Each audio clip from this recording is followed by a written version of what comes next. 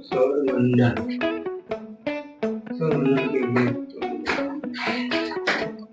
नमस्ते। नमस्ते, बैठ जाइए।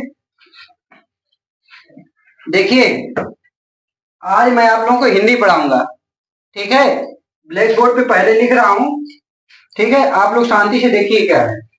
अरे कहा यार, अभी मजा आएगा ना भिड़ो। अभी क्लास शुरू नहीं हुआ तब तक तुम लोग बात करने लगे। एक तो तुम एक नंबर के गधे हो। मैं सोच रहा हूँ कुछ पढ़ लिख कर, ठीक है, पढ़ लिख कर इंसान बन जाओ, लेकिन मुझको लगता है तुम गधे के गधे रह जाओगे। खड़े जाओ। क्या लिखा हो? पहले साहब ने हमके पहने चश्मा बनवाओ। चश्मा? अभी चश्मे की क्या जरूरत है? हमके ना तोरे खातिर।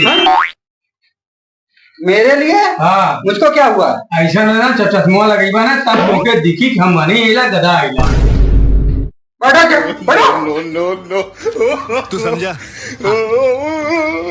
नहीं तू समझा नहीं।